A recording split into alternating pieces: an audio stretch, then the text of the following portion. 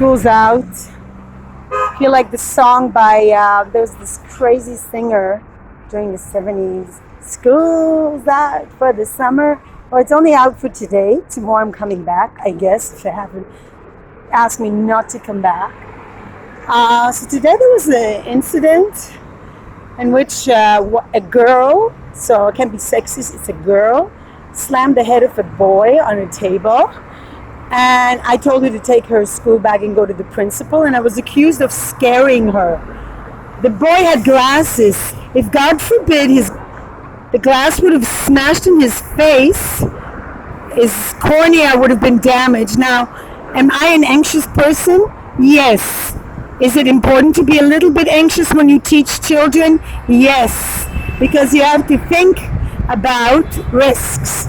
You have to think about what can happen when a child slams the head of another.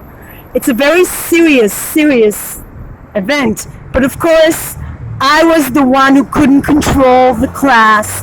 Thank you, principal, for supporting me. And thank you for giving the children a message that they're not at fault. They're little helpless creatures, little puppies. And the teacher is at fault for not controlling them. I'm supposed to have these little strings, magical strings. I don't know these kids. This is the second week I've met them. And they went absolutely wild. This is third grade. The girl, I had no clue she was going to beat up the boys. And I've never actually seen that before. So this was a first for me.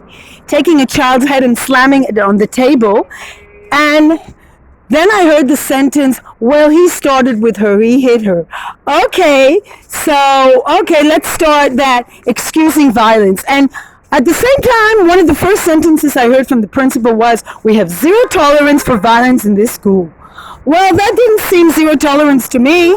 I would have expected this girl to be sent home immediately and set up a meeting with the psychologist. Why do you slam the head of a child on a table? That is a very violent act. Instead of that, they told me, don't go into class. They asked the music teacher. And of course, she had no problem controlling the kids, because teaching them to sing is much nicer than teaching them to do math from a book that is a little bit complicated. And my timing was like 2 times 7. No, they have to see. They have complicated things to figure out. They have all sorts of problems that are phrased in words. And I think as a child, it's quite complicated. Now, I clarified for the kids. But of course, out of not a large class, maybe 2 listened, and maybe 2 can read by themselves, and the rest were clueless. And let's just say a lot of them didn't even care. So, how is it my responsibility? You know why it's my responsibility? Because I'm the last on the pecking order. There's the principal who's always right. I forgot. No. There's the children who are always right. And then there's the principal who's always right. And then there's the regular teachers who are always right. And then at the very, very bottom is a person like me who comes in to support the teachers. But it's another way of saying not good enough to be a teacher because she didn't finish her teaching certificate, even though she had 1 course left. So therefore, despite her years of experience and she's the one who's going to be accused. We don't know her. We don't know this woman. Let's accuse her of everything. So I know I'm going to be blamed for this. I know that the parents are going to come to me why their child's head was slammed on the table. She did it. It's not the girl. It's not the principal who doesn't give limits. It's not the teacher, the homeroom teacher who hugged the girl who hit the boy. You know, I'm all for supporting a child who has distress, even a violent child. But when it happens, it has to be very clear. You got to send a message that is clear. No. And how do you send the message no?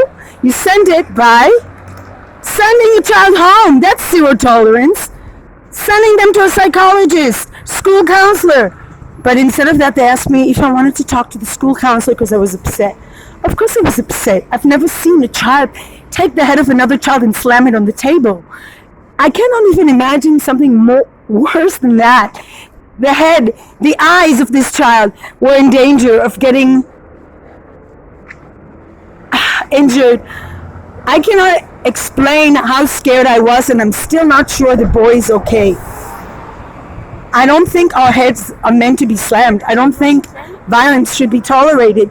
And then you say one thing and you do another. Well, that gives you mixed messages. And mixed messages makes sure that the kids are going to be wild. The kids are going to be very disobedient. And as for fear, they're not scared of me. I did not scare the child. She doesn't care about what I say. She thinks I'm like a temporary teacher because obviously she had an experience that if you're mean enough to the teacher, they pack up and leave like Mary Poppins or something. Well, I need the job, so I'm not going to quit. But I know that the minute she has some sort of like student who's available, she's going to take that student. And I don't mean anything to her. I could be, I matter to her like a leaf.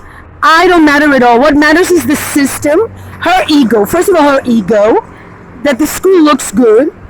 And I don't care. Moral codes don't play a role at all.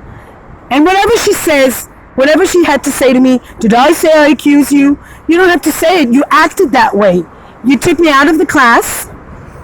You didn't allow me to explain to the children what was wrong. You didn't allow me to deal with it. I was upset, yes, but that's what they need to see. They don't need to see compliance. They don't need to say, oh, nothing went. Oh, it's okay. Nothing happened. Just...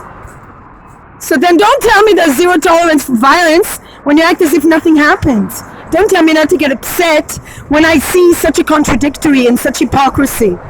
And you know what? This is a good school. It's a really good school because I've seen so much worse. So much worse. First of all, I'll tell you what's good about this school. The kids are nice. They don't come from difficult homes like other places where the people really struggle.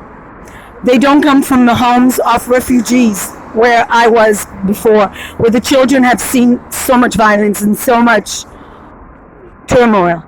These are children that come from more or less middle class. They're not very poor, they're not very rich. You can't blame society for their issues. They live in a nice place. This is a nice neighborhood. It's not like a drug-infested neighborhood of violence. So it's a good school. The problem is that the children expect the teacher to be a certain way. And let me tell you, those teachers, they can put you to sleep. And for some reason, the kids feel free to tell me whatever. They don't feel scared of me at all. That's the issue. I didn't scare the child. The opposite. They feel like I'm their buddy and they open up to me and tell me whatever bothers them. But of course, that's not where it's at. Empathy is not a quality you look for at teachers. Empathy is not the quality teachers need to have, is to fit in the system, to turn a blind eye to any moral code they ever thought they had, and to just please society. So, you know what? I'm upset, but I give up putting my energy in that. I'm not going to put my energy in that. I refuse to let that destroy my day. I categorically refuse to ruin my life. I am late for school, like 3 minutes or 5 minutes, but you know what? I'm not motivated. I don't feel like I'm part of a team. I don't feel like I'm appreciated. I don't feel like anyone cares.